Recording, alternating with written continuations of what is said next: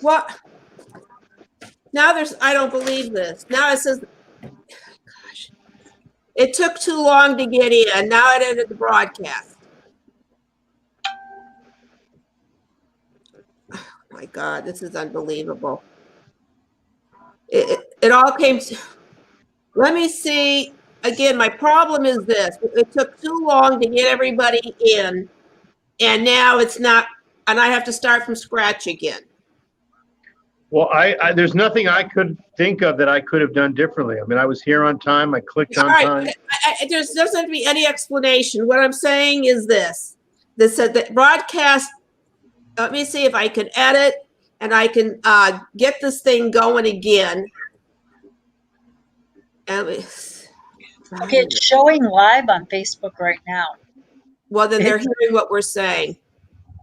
I have to end this and start this all over again, but everybody please stay tuned to get the new link so we can go right 1, 2, 3. And Erica, if you can send Brian the link, because Brian, I sent you the link to you in Gmail.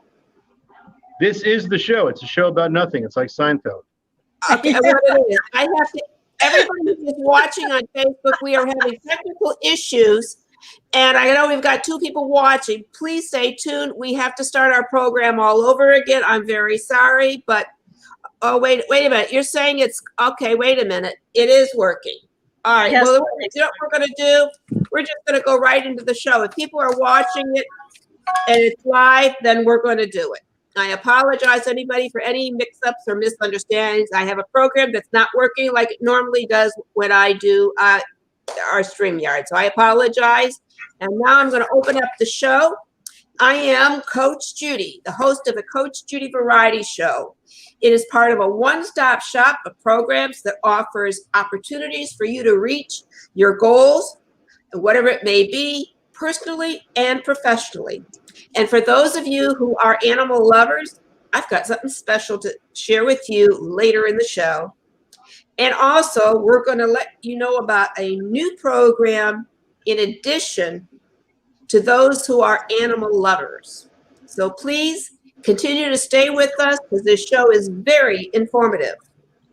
And with October being Domestic Violence Month, I am dressed in purple because that is the color that reflects domestic violence. What people think of domestic violence is strictly physical, that you're being hit. But domestic violence or abuse comes way before you actually get hit or stricken by somebody else for whatever reason it may be. And today's show, I have a woman by the name of Erica. Her last name is here, Hernandez. I've got it pronounced correctly. And I also will be bringing on, after speaking with Erica, who is a survivor of domestic violence, Dr. Brian Greer, who is a psychiatrist. He is board certified in both adults and pediatric psychiatry, and he has even been on the Oprah Winfrey Show. So we are going to get everything rolling because I have some pictures for you to get information with, and I hope they will begin to start scrolling. If not, well, that's the way of live television and modern technology.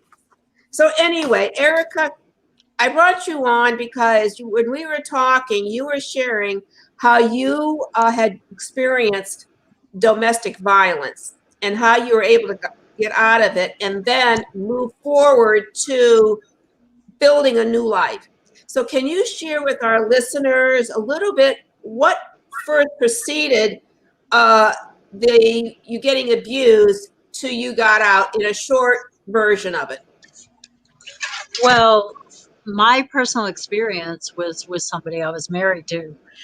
And unfortunately, it starts as mental abuse and it escalates from there. A lot of people are gaslighted. They are manipulated into staying into these situations and don't make an action plan to get out. It's hard for a lot of women that have children. It's hard if you are separated by your abuser and you don't have friends or anybody to go to. I just packed up. I made sure I started an argument where he would leave, and I packed up my car and I left. I went into hiding. I got a restraining order. I did everything I could to separate myself from this person and to keep them out of my life for good. All right. So what you're saying is, because I just turned on our other program that is live for those who are listening through Spreaker.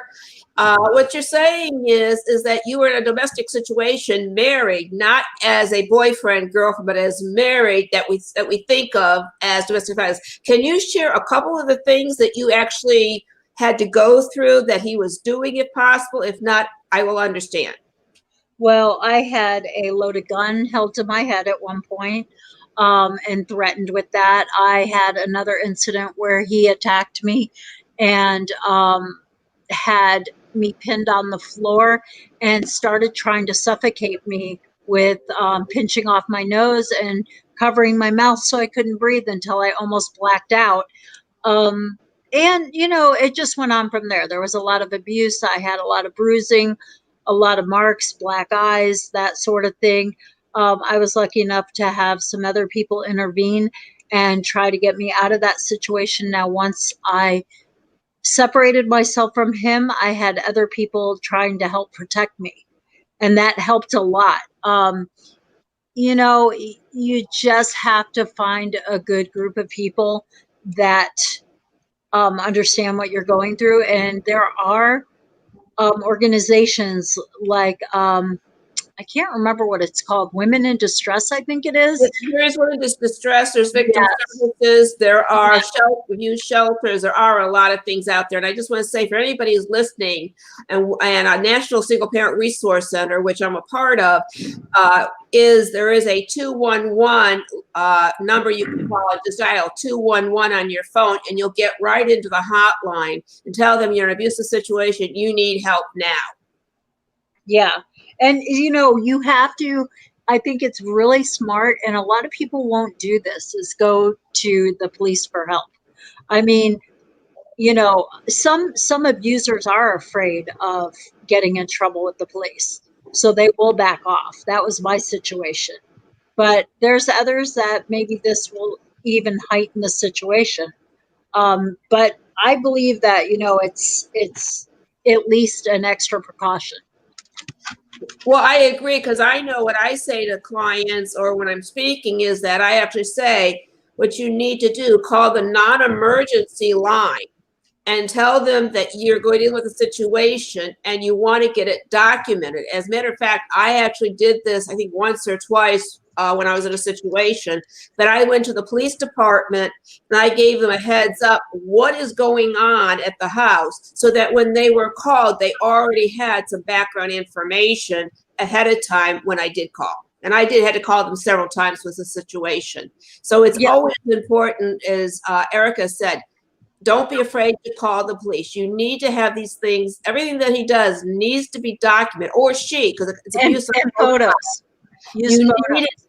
Right. You need to have documentation. The more that you're able to show that they can see, for example, I was assaulted several years ago. There was no mark when the police came out. The next day, towards the end of the day, I discovered the bruise showed. And I even had gone to the doctor and there was no bruise, a bruise from it. But as soon as I saw the bruise, I called the police so they could come out and take the pictures and document, because then it's legally documented. It's not you, but it's the police. So I encourage everyone, call the non-emergency number or 211 to reach out before you get to where you're becoming physically assaulted. Because we're going to go into the subject with Dr. Greer on signs and what to look for in just a few minutes. So Erica, what else do you think our listeners need to know, as you are a survivor? I guess I would say, how did you turn and get your mind in the ability to even go back to school? So what I did was I took all the negative energy of being, put down and just, the abuse and everything like that. And I just focused it on something positive. And I focused it to, go back to school to help raise awareness for people, not to deal with this sort of thing. But, you can talk to some people and tell them to get out of their situations, but it's up to them to do it. Now, I made sure that I documented everything. I had text. I made screenshots of text. I sent them to emails he didn't know about. I also made pictures. I mean, took pictures of the bruising, the black eyes, everything. And I used those in court, all right. So you did all the right things. Now, where did you get the knowledge to do it before you reached out to anybody? You know what? It's not just from watching TV. I guess it's what you can prove. It's education. It's they say, it's hearsay is no good. It's what you can prove. Exactly. And evidence is key to anything. And I want to let people know that in any case, not just abuse, but any legal case that you're going to find yourself into, it is that physical evidence, that it's the documentation that proves what is true and not true. Yeah. All right. Are there any other things you'd like to share with our audience before we bring on Dr. Brian Greer? No, I just think that, I think that people have to realize and recognize the signs of mental abuse, because the mental usually precedes the physical, and they just need to know to get help, and they need to know what gaslighting is. They need to know how they're being manipulated. They need to know what a narcissist is. All these trigger points that show of an unhealthy, toxic person. All right, you brought up an important word, behavior, and I'd like you, as a survivor of domestic violence, just give a brief description, in your opinion, as to what a narcissist is, because we'll have Dr. Greer go into that further and help others understand it from a doctor standpoint. Well, I think a narcissist is just somebody who is self-motivated for their own gratification. They do not care about the feelings or emotions of other people. They are not empathetic. They are lacking in a lot of areas. They're just self-satisfied. All they care about is, making their lives better, and doesn't matter who they step on or what they do. And it's just, they're self-absorbed people. And there are a lot of people out there like that. And social media, I hate to say it, but I think it's creating this whole generation of narcissists. And that is a bad disorder, because that is one of the only personality disorders that cannot be treatable. It cannot always be treated. The person has to want to change. And narcissists think they're right all the time. So why would they want to change? Exactly. Now, I want to also make an announcement to everybody who is listening, and we'll be posting it on Facebook as well and other places. We are, as a result of my looking for a new Pomeranian after mine passed, I ended up meeting Erica, because she is a Pomeranian owner as well. And I was looking for tips and also to find breeders here in the South Florida area to find a new Pomeranian. And that's also why we've got the Pomeranian pictures up on the screen there, where you see 3 different Pomeranians. And as a result of talking with Erica, and that's why it's also important to reach out, because you don't know where it's going to lead to. Erica, from her experience and her education, which I wanted to share with you what her actual education is, first is that, let me get it here, that Erica is a graduate of Capella University. She earned her bachelor's degree in psychology, specializing in mental health counseling, and is currently working towards obtaining her master's degree in industrial organizational psychology. So, and because of her background, understanding, and because of my experience and knowledge that I share as well here in many places, I said to Erica, I said, how would you like to facilitate a support group for those who are going through or may be going through, and they need that support so that they can have a place to go and know what to do. So with the limited time that Erica has, Erica and I will be starting up the PMA Abuse Support Group, sponsored by the National Single Parent Resource Center. It's for single parents. And if you would like to join, please email me, or actually go to the website at coachjudy.info. Again, that's coachjudy.info. Click on contact and let us know that you want to be a part of the support group. We will be doing it. The first one will be November 16th. It's on a Monday night at 7 o'clock. It's once a month until we have others like Erica and myself who can facilitate additional PMA abuse support groups. So please let people know. I see we've got some people watching. Please let people know the National Single Parent Resource Center is sponsoring finally the PMA abuse programs of abuse with starting our first empowerment discussion group on November 16th. It's a Monday night, but you must contact us through www.coachjudy.info and share a little bit about your story, your name, phone number, and also know that we'll give you the information, whether it's by phone, whether it's by Zoom. You can have your anonymity if you feel you need to, but we do need your correct information because we're also going to get documentation that is who you are, as we don't want people coming on who are actually going to take advantage or going to try to scam the group. So please join Erica and I. And Erica, would you like to say anything else about the group before we bring on Dr. Brian Greer? No, I think you've said it all. That's, to you. Let's bring on Brian. All right, great. Erica, thank you so much. I am sorry your picture is not working today. We'll have to figure that out because we'll bring you back on the show again and we'll work out the camera issue so you can be seen as well. Okay, thank you. All right, thank you very much. I am going to take a moment break because I wanted to let those who are listening to the show what we are about. It's just a quick moment because I know Dr. Greer is eager to come on because some of the things that we talked about with our survivor are actually some of the topics that we are going to be discussing with him. And where did he just go? Well, hopefully he's come back. He'll be back here. We just lost him. Huh. Dr. Greer? Erica? Okay, there he is. There's Dr. Greer. And I apologize if I keep saying his name a little bit different, is that I knew somebody by the name of Grenier, and this is Dr. Brian Greer. So anyway, for those who are listening or new, the Coach Judy Variety Show is really about giving you great information and resources to help you enjoy life, get the knowledge that you may not know that you need, and also have a place to go because the show is a one-stop shop program. It's part of the different programs we're offering because we also are providing programs that you can purchase and become a vendor member of our vendor member directory of services, which will create all types of businesses that are going to be registered with us that you can contact for all types of services, including for services for business to business. And we will also, as members, we will be doing our virtual networking once a month as well for our vendor members. So if you have a business and you want to get exposure and potentially have people over 200,000 projected people who are listeners to WGSN,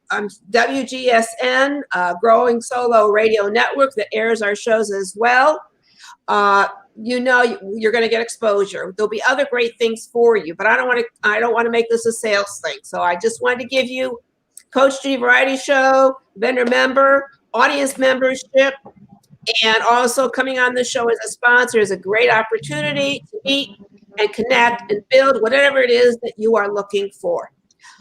And again, thank you for tuning in. I now want to bring on Dr. Brian Greer.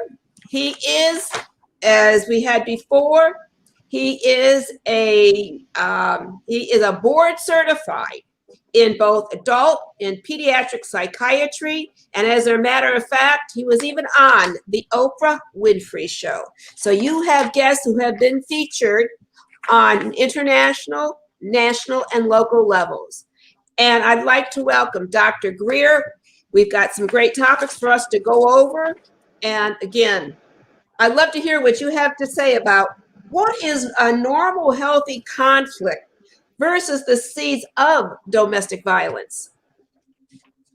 Wow. Thank you for having me on the show. I've been chomping at the bit. I want to salute Erica. I could not imagine a better account, a more proactive, a more graphic, a more relevant account of a woman who is abused. And there's a lot of insight in what you said, and my heart goes out to you for what you experienced. One thing that I want to say, let's back up a little bit. The irony about domestic abuse is that this is happening between two people who were in love. I mean, obviously, Erica married this man. I would imagine, I'm assuming that at some point there was a normal, stable, wonderful, quote unquote, loving relationship. Now, the question is, what happens? What happens? And the one thing that I want to highlight for the listeners is, in order to understand how loving relationships go wrong and what to look for, we first have to understand what are those important elements of a healthy, loving relationship. This is really not talked about that much. People assume that we know what we mean when we say a normal marriage or a healthy marriage. So if you can listen to these elements, the whole key is when any one of these elements, when there is a wound, when there is a slip, when there is an obvious deficit, problem in any one of these elements in a healthy relationship, you know something is wrong. The first element is trust. There needs to be a large amount of mutual trust in any healthy relationship. The next element is respect. The man must respect the woman. The woman must respect the man. The next element is communication. There needs to be healthy, ongoing, open communication, which includes conflict resolution, which includes, it's normal to have disagreements. It's normal to have fights. The whole idea is having a system where you resolve conflict and you hang in there and do what we call fair fighting. It's not normal to have silence. It's not normal to have lovey-dovey all the time. I love you, I love you, I love you. The nature of relationships is to have disagreements and conflict. There must be a healthy method of resolving those conflicts where respect and trust is maintained amid the conflict. So we have trust. There's got to be trust in a healthy marriage or healthy relationship. Okay, Dr. Greer, Yes. I want to interrupt for one moment because you said something that's very important, because you're saying all these different things that people. Well, there's one more. I'd like to be able to finish so that our viewers have an idea of what to look for. This is the overriding thing that, if you want to interrupt, go ahead, but there's one more element that's very important. Say one more, and then I have a question for you. Okay, so there's trust, respect, communication, and the final one is recreation or fun or play. All of those elements have to be present and worked on every day in a healthy relationship. All right, my question is, to everything that you said, how does one recognize that they aren't in a healthy relationship if they've never grown up in a healthy relationship and they're repeating what they've seen growing up and in relationships? How does one recognize? I think that's part of it. You can say all these words, but what behaviors can you say specifically would tell them that they may not be in a healthy relationship? That's a very good question. And the aspect of that we don't really grow up with role models and examples of great relationships all the time. That's the reason why there needs to be therapy. There needs to be teaching. There needs to be a couple needs to work on those things when they come up, because they come up after the honeymoon phase. So the answer to your question is this. The very important answer to your question is this. We have to go with our gut. If we have a sense that something is wrong, we have to respect that, and there probably is something wrong. Can I add something as well? Sure. Okay. I'm sorry? So I also think that people that grow up in abusive households tend to accept the abuse a little bit more because they think it's normal. And I grew up in an abusive household. So like, to me, I probably should have gotten out, and I'll accept it before anybody that hasn't grown up like I have would accept it. they wouldn't tolerate it.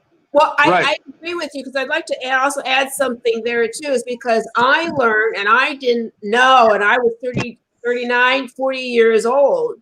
I learned that the way I was being manipulated and being spoken to by different people, that in actuality, I was being abused because I didn't know the difference or know anything about emotional. Because as we grow up, we always think of abuse as physical, not what the way people are talking correctly or incorrectly to us, because that's what they think that's the way you're supposed to talk. So Dr. Greer, can you give an example from your experience how somebody should speak to know the difference?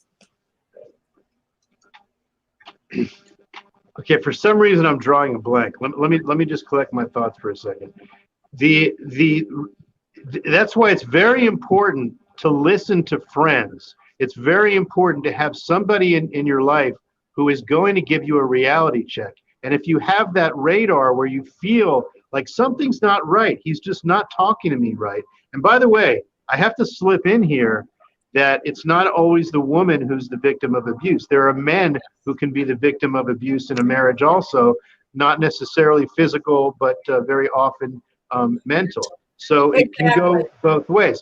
But I think the answer has to do with if we are just sticking to ourselves and going in our own mind and wondering and having self-doubt about, is this normal or not? Should I stay in this or not? And you're not running it by somebody, a trusted friend, or if it gets to a certain level, a professional like a psychiatrist, a psychologist, a life coach, somebody who can shed light on what are the boundaries of relatively normal and what has crossed the line. What I'm here to tell you is if you have this gut feeling, I'm pointing to my stomach right now. If you have this uncomfortable, this nausea, butterflies type of something is wrong. I don't like the way my spouse just talked to me. Something's wrong. He said he's going to come home at 8 o'clock. He didn't come home till 2 in the morning. I don't know. Is it wrong? Is it me? Is it me? I mean, if nothing changes, ladies and gentlemen, if nothing changes, nothing changes. These things are not going to go away by themselves. And Google is a great tool to use to educate yourself. If somebody is showing signs of abuse that you don't agree with, you can even Google what they're doing to you, and that shows up. Erica, that's a very good point of where to get information, because I want to remind people, because I even coached a gentleman who was being victimized by his wife as they were going through the divorce. And he said, I can't believe, because he's a strong man, very successful, doing well, the whole 9 yards. You would never think that he himself would be abused. As a matter of fact, he even went to a shelter. Here he was, a man having to seek out so he could protect himself. So it really is important to recognize no one is immune from being abused. That also includes our kids, our pets, everything that's living has the risk of being abused. Now, I also want to go into something that you said, Erica, that Dr. Greer and I were talking about, is what is gaslighting? Because I think people don't realize what that is, and yet it goes on so frequently. Dr. Greer. Yeah, okay. Gaslighting is a term that was used in a movie in the 1950s for a man was actually making his spouse. He was guilty of cheating. He was guilty of impropriety. He was, as a tactic, as a power tactic, as a control tactic, he was making his spouse feel like she was going crazy. So what gaslighting is when one member of a marriage has these control manipulation tactics, knowing that the person has some vulnerabilities and weakness, that they are going to question their own sanity. No, I told you I was coming home at 8 o'clock. What do you mean? I was home at 8 o'clock. I was right in bed with you at 8 o'clock, sweetheart. No, I think you weren't home till 2. No. There's something wrong with you. You need to make an appointment with a psychiatrist, honey, because I was right next to you. That's the kind of thing. And the person starts to question their own sanity. Yeah. Right. That's Their own reality. That's Yep. very important because people, it was like, I'll never forget the things that I was going through. It was like my gut says something, and wouldn't you know it, my gut was right. I was like, see, I knew it. I just knew what was going on. The behaviors or the things that were being done were not true. It's like, for example, I had somebody say, oh, she's not coming in. No one's coming in. And yet my gut say, I know she's coming in. I actually was with some family. I said, I know she's coming in. And they said, how do you know? Your gut. And I'm bringing that out and sharing that because your gut is one of the most important tools you've got to recognize abuse and many other things.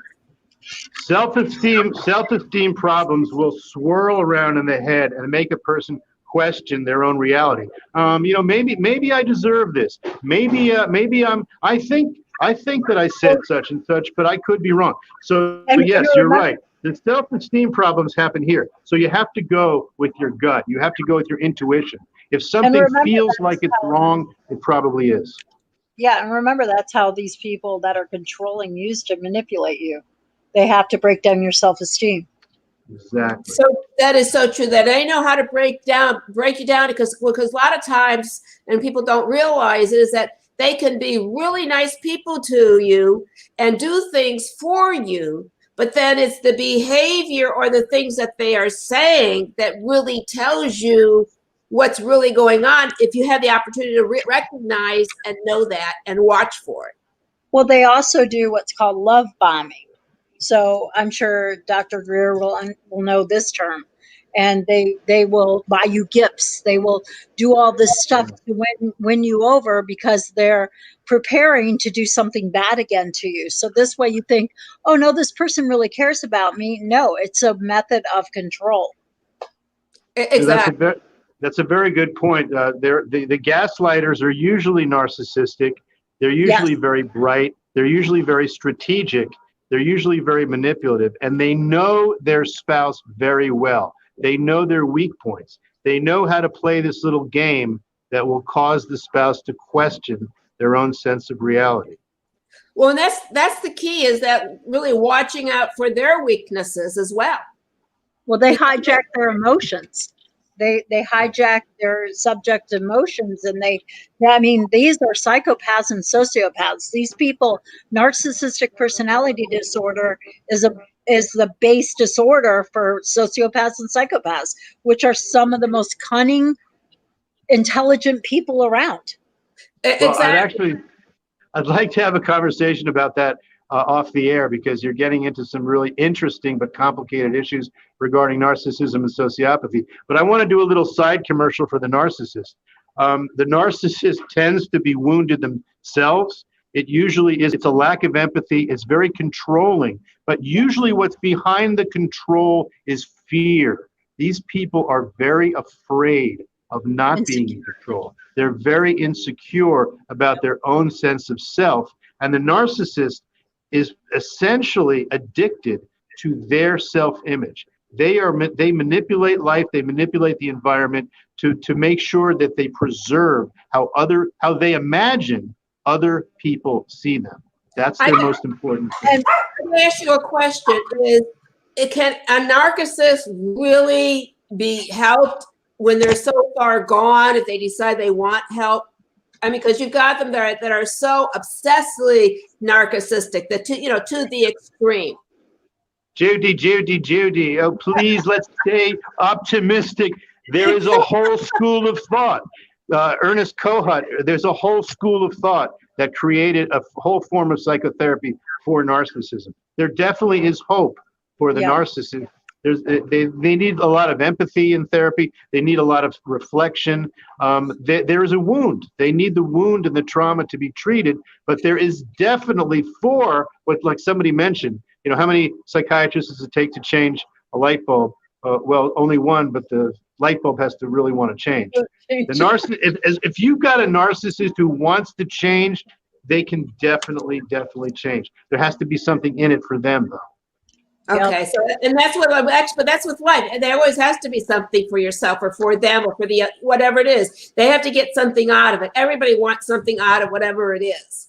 Well, and you know what? Another thing I just did some research on about the subject, and it says that many of them they will lose a lot of close friends. They will alienate a lot of people in their lives because of their viewpoints and because of their inability to accept others' viewpoints and opinions. But also, it said that when they reach their mid 50s, a lot of times this is where everything starts to fall apart. What do Now you think? that's very interesting. I never really thought it's interesting. I think there are a lot of politicians who are narcissistic, and they surround themselves with people who gratify them and who, oh, you're wonderful, you're wonderful.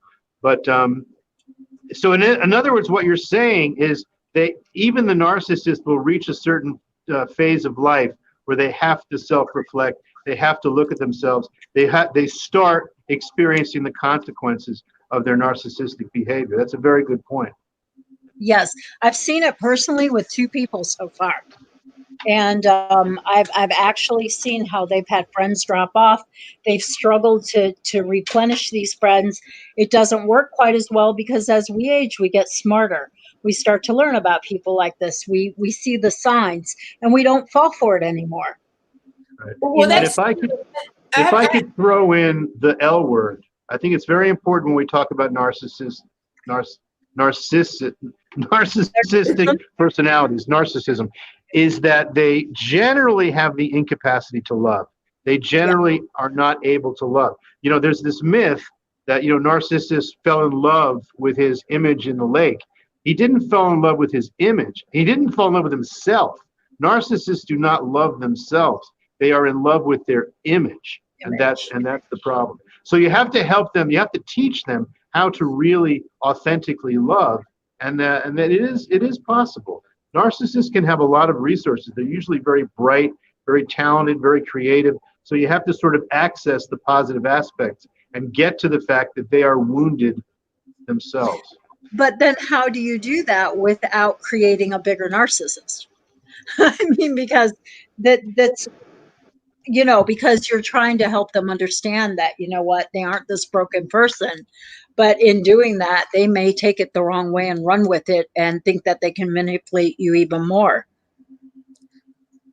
well, I have to say something. I'd like to interject because I know of a family, and I know that the one narcissist who wasn't quite as bad told the other one, here, I think you should take some of these classes. I think it would help you in building relationships, because he happened to have a big company and had problems with employees and losing employees and the interaction. And this is another part that people forget about, is like your bosses, the CEOs and so on. If they are not really interacting or can't really interact, it's important that they get, you suggest classes or programs that enhance your business versus, telling them they need the help, but telling them, here's some great things that's going to really help your business or help your relationships, because I'm sure you want more. Well, yeah, and this is how IO psychology developed. I'm sorry, say that again? And this is how IO psychology was developed. Industrial organizational was for executive coaching with human resources and executives on how to promote a better work environment psychologically. That's great to hear. Now we just lost Dr. Greer. What I'm going to do until we get Dr. Greer back, I'm going to go into something that's really important. It's also significant. It's also why you see a picture of 3 dogs on a couch and wondering, why has Coach Judy got dogs on up here? What have they got to do with anything? Well, I'm going to tell you a very brief story and how this has evolved as well. I had Pomeranians, and there's some of them.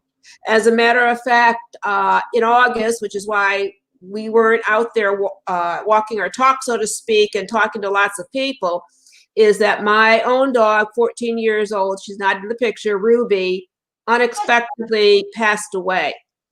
And I hadn't had the opportunity to bring Mickey Mouse, which is the white and black dog in the middle, together with Ruby and actually take a picture and promote them as the mascots. Well, because they are my mascots, and because of the fact that pets do so much for you, I decided, hey, I've got an idea. So I decided to create a segment for everybody because most people love pets. So in honor of the passing of Ruby, a red Pomeranian of 14 years, I decided to create the new pet segment, Ruby and Mickey's Pet Corner of FYIs.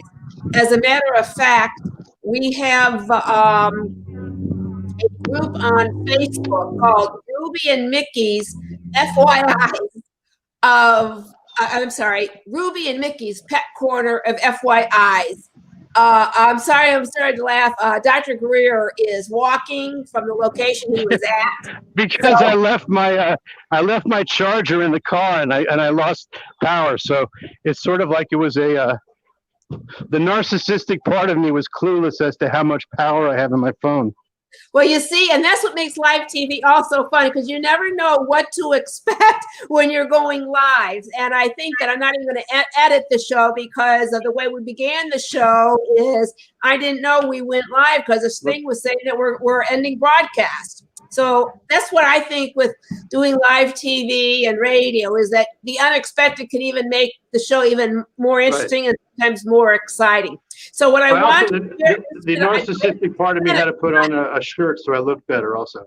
Go ahead. I'm sorry. All right. But I want to say I just moved into our pet segment. I just want to going into it. And I just again, because we kind of got a little sidetracked here. Today I'm launching Ruby and Mickey's Pet Corner of FYIs in honor of the passing of Ruby, a Pomeranian that I had for 14 years. She was one of the red Pomeranians.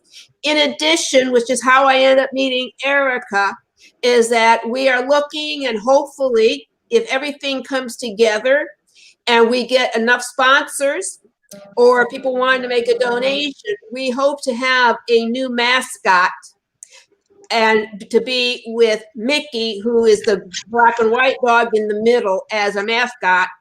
And once we get the new puppy, we will be taking pictures and they will be the mascot and be promoted. And if we do live events or doing a live show, I will bring up on screen our mascots because there's something about Pomeranians, and I know Erica can relate. They're very loving, they're very caring, they're very smart, and all they want is love. And that's what we're really talking about on the show with everything we do. Everybody wants to feel love. But if we don't feel love because of various things, we've got a lot of problems. And if we can bring love, if it's a pet, whatever it may be, it can almost be the door opener. And on the pet segment, we're going to bring on, as we get sponsors for the pet segment, we're going to bring on trainers. We're going to talk about food, how to deal with behavior issues of puppies and dogs, and also of cats. And I've learned a lot of different things about all types of food that we could be feeding our dogs, whether they're a Pomeranian or a Great Dane. So it's going to be our fun segment for people. It won't be every week, but we will once a month do Ruby and Mickey's Pet Corner FYI. So everybody can enjoy and share and go to our group on Facebook of Mickey and Ruby's Pet Corner FYIs. Join. You got a dog, you got a cat. Join it, get involved, be a part of it, share funny stories, show your pets in action, as we got a few of them up on our club already.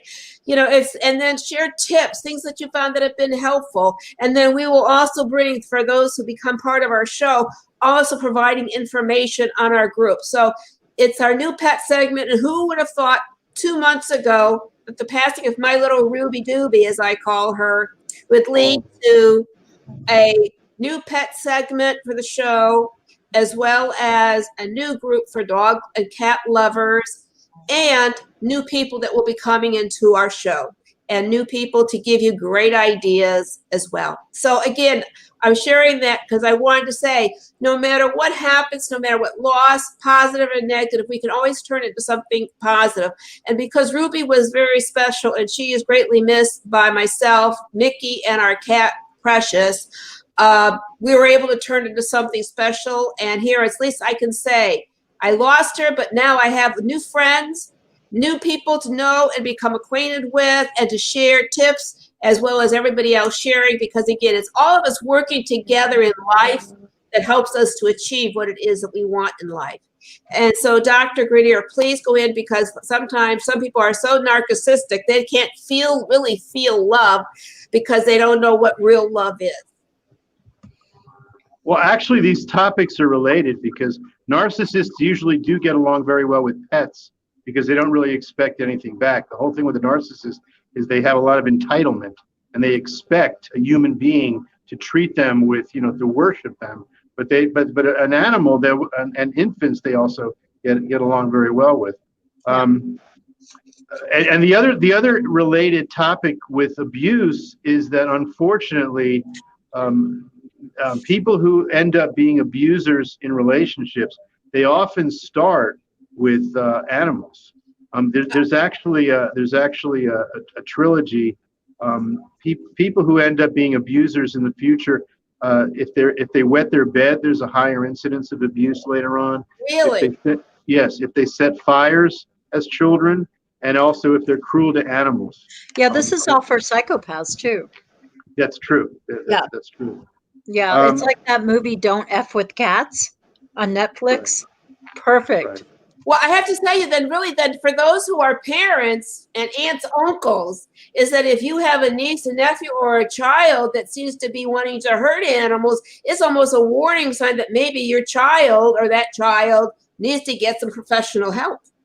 That's right. And I think we really, really have to, I think we have a responsibility to reflect back to some of what Erica was saying, in that just about everybody that's gone through what you went through, Erica, looks back and realizes that the signs of the abuse were there well before you acted on them.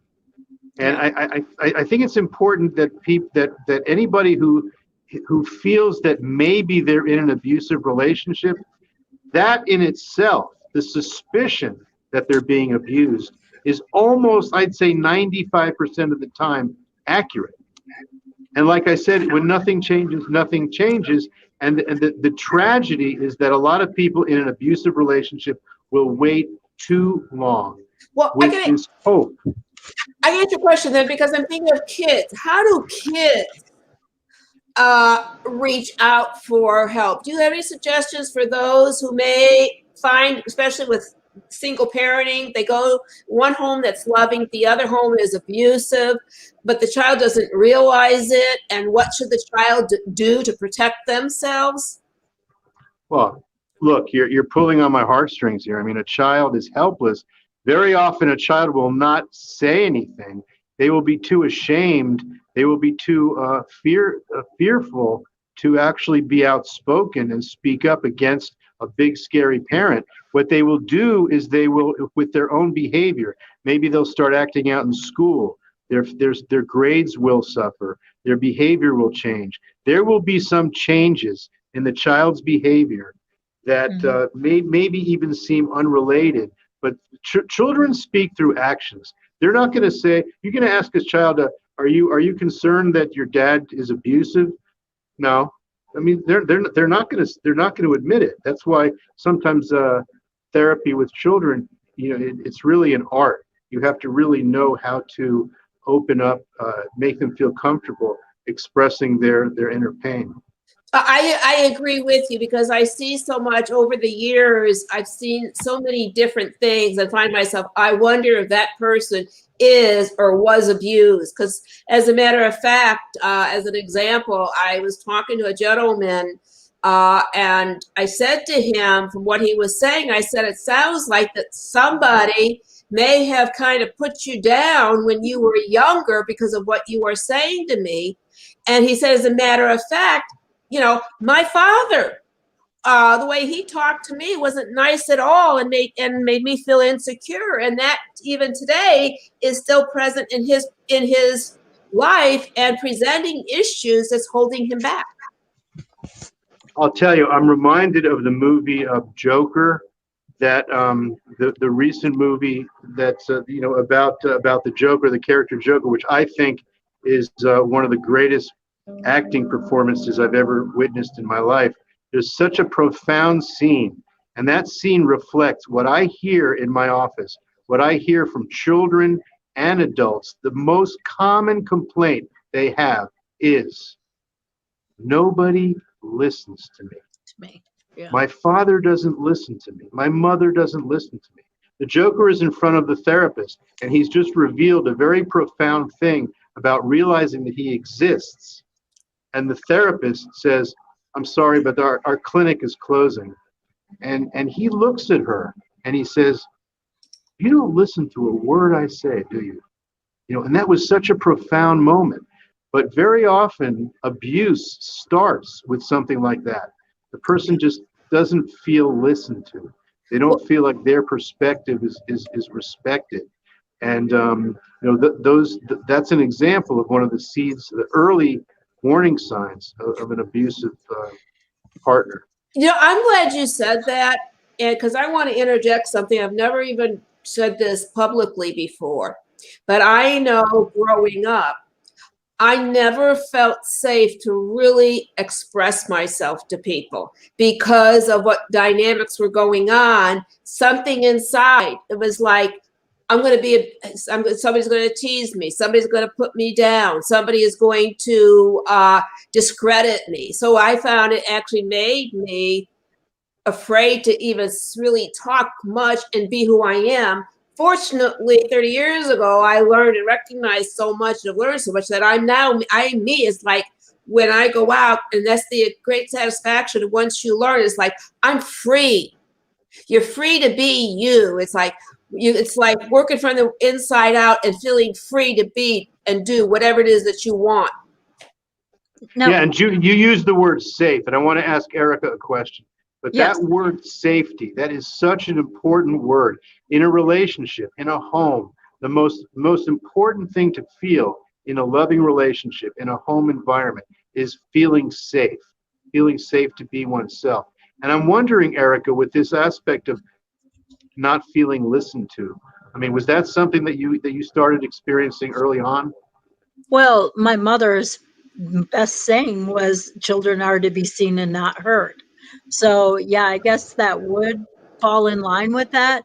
But I wouldn't say she ignored a lot of things. I think more of the issue is, and what we're seeing more of, and as you, as a child psychologist, can probably also tell me about this, is that with single parenting becoming more common, I think that's where there's a lot of problems because, parents are stressed out from work. They're tired. They don't want to listen to their children. They don't get involved in helping them with homework and helping them every day. They don't have time.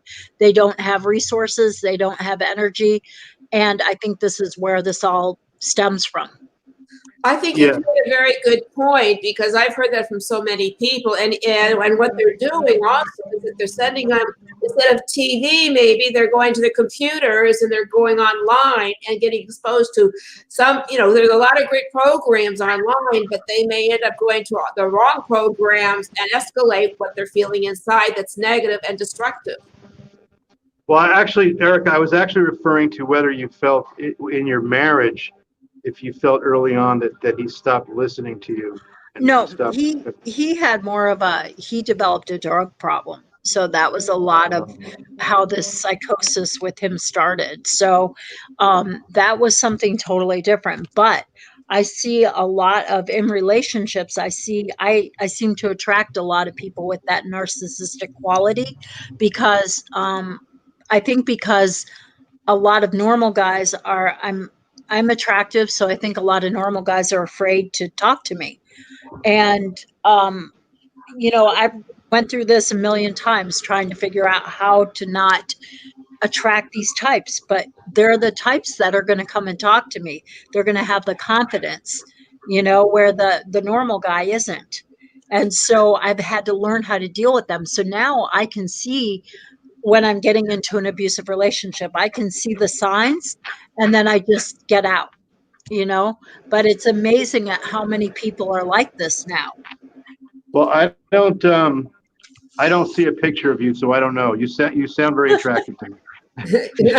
I mean, no, I'm kidding. But the important thing, Judy, you mentioned single parents. See, what I hear most often from single parents is that they don't have another partner to. It's difficult being a parent. There's all these different decisions. They don't have another partner to run things by and to do point counterpoint and to look at both sides of a decision they have to make with the child. But the other thing that happens is there's often another parent, like there's a divorced parent or there's a step parent, and there's this competition going on. And there's all this tension about, who's the better parent and all this stuff, rather than what is best for the child. And as for that, that's what gets forgotten. And I think that's partly why I got into the work that I do, is that I know for me, I know for my children and other children, how it has impacted their life, when I got divorced and young, and the things that we had to go through. And then an interesting part that I wanted to bring out is as single parents, if the other parent isn't that active, what do? You go to your parents often to get help because you think that, they can help you, and yet they could be creating trouble for you as well and getting in the middle and working against you without realizing it until it's almost too late. I don't know what some of these people I'm blessed with having 3 wonderful daughters, and my job was very simple, but I just don't know what a lot of people were thinking. You get married, marriage it's not going to be all roses and rainbows and unicorns. Then you have a child. Having children is not going to be all rainbows and unicorns. There needs to be some teaching and some teaching parents early on, coaching before people get married, coaching before people have children, that they have to hang in there with the problems and hang in there with the conflicts, because with some people it seems like one thing goes wrong and they're already thinking about ending the relationship. It's really mind-boggling. Well, I think is that people also are like, they're not willing to really work hard at it. And it's like, okay, I don't feel for him. He's doing this. That's it. I'm done. Because I know I had a client who said to me, she wants to divorce, and I don't encourage divorce. I say, let's see if there's any way to work it out. But if you have to, I'll help you do it the right way. And she went ahead and got divorced. And then I ran into her, and she says, I'm telling you, it is so hard. I said, well, I tried to tell you,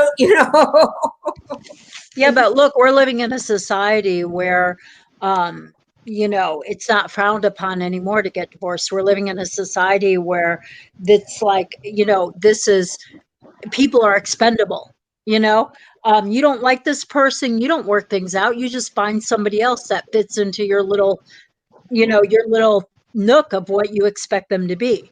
Exactly. And the thing is, and that's what I see an awful lot in so many ways. The values and the way people do things today versus the way they did 20, 30 years ago is so different that a lot of frustration is created, especially for us who know how you need to treat and handle people in general, because that's what we were raised with, most of us, I think, out in society. Whereas today, it's like you're just nothing. It's like I even said something to one agency, and I said, you treat us as if we're nothing, and we're people, we're human beings, we're not a number. And right. I'll get in with them. Well, I have a question for Brian, though. All right. Brian, do you think that the elimination of like the middle class and the socioeconomic status has some bearing on a lot of the way children are developed now, psychologically? Well, to get into the political aspect, I would say yes, but I think more importantly, I think social media plays a very important part, not just because people see other people thinking they're having a better time and they're having a better life. That's one thing. But the other really big thing is it's become a substitute for a human being. It's taken up the attention. Children are on their cell phones. Parents are on their cell phones. It's become this other entity where instead of connection, this is why every time I see that term social distancing, it's like I get nauseous. That's our problem in society. We need social connecting. Children need to be listened to, need to be connected with. Mom and dad need to go out on dates once a week. We need to take this thing that I'm holding in my hand right here. Sometimes I want to just toss it, It's like there's too much time and energy being diverted to the human contact. And yeah, I think that it's made the divorce rate is well over 50%. But see, Erica, it's a good question, because think about these two different things we're discussing. On the one hand, a spouse should not hang in there too much and should not be too devoted when they're being abused. They should take care of themselves and leave the marriage. But on the other hand, we're saying that some people are doing that too soon. They're not really learning how to hang in there with the conflict. So I think this whole, the balance is what needs to be learned. Well, something, I think that's great. What I'd like to do, because we're starting to run out of time here, is that I'd like, Erica, since you're still with us and sharing, give one tip that you think would benefit anybody who is listening now. I'm going to ask Dr. Greer to do the same thing, and then we're going to wind up the show. And then also for you and for our listeners, please know our show will be going back on demand at YouTube, and also with the radio station again. And I also want to thank them for making it possible to have the show and reach potentially 200,000 projected listeners. And we're also looking to take on another station that could give us potentially another 700,000 listeners. So please, I want to give a special thanks to WGSN-DV, the radio network, not just doing podcasts, but an actual radio network, is Going Solo Radio Network. And if you'd like to watch the show, please go to our website at coachjudy.info, click on Talk Show, and that will take you to the link so that you can watch it anytime on demand, and as well as share it so others can get the great knowledge that we have been sharing and talking about, because abuse is here to stay if we don't get other people to start listening to what we are saying. So again, Erica, please give one final statement to our listeners. Okay, all I would say is the best course of action is educate yourself. Education is the only thing that's going to help you get through anything. Great. All right, Dr. Greer, what final comment would you like our listeners to take away today? I think the most valuable tool that I can share is the better version of the serenity prayer, and that is, God, grant me the serenity to accept the people I can't change, the courage to change the one that I can, and the wisdom to know that it's me. That's excellent. And I want to say to you, everyone who is listening, life starts with us. It's what we feel inside. If we can feel good inside, whatever it is we do, even when we make mistakes and when things don't go our way, and if we know how to talk to people, you're going to be able to radiate enjoyment, have peace, and have a great life, because you are feeling good no matter what, and you've got the tools to deal with whatever hits you, so you don't have to get deep down and depressed and end up into all types of mental issues, physical issues, and most important, we want to see you enjoy life so you can be here as long as you humanly can. Thank you so much, Dr. Greer, for coming on. Thank you, Erica. I do want to remind you, we are starting on November 16th. It's a Monday at 7 o'clock. A PMA abuse support group sponsored by the National Single Parent Resource Center. Please go to our website now and to register at www.coachjudy.info. Fill out the contact form. And if you'd like to be a part of the show as a sponsor, an advertiser, or a vendor member, please go to our website, as it has all the information you need, and to contact us so we can give you the specific details that you need for your business, for your company, or for you as an individual who needs a coach, a psychiatrist, or a support group. So again, thank you so much for everybody for coming on the show, sharing your knowledge, making a difference in the lives of others. And to all of you, keep listening, keep checking on our Facebook, keep tuning in, because we've got some other great people coming on the show. And again, I want to let you know is our segment with Dr. Greer is known as Lightening Up We're lightening up your life so you can enjoy life and have the life you really want. Thank you so much and have a great day. Thank you. You're welcome. Thank you.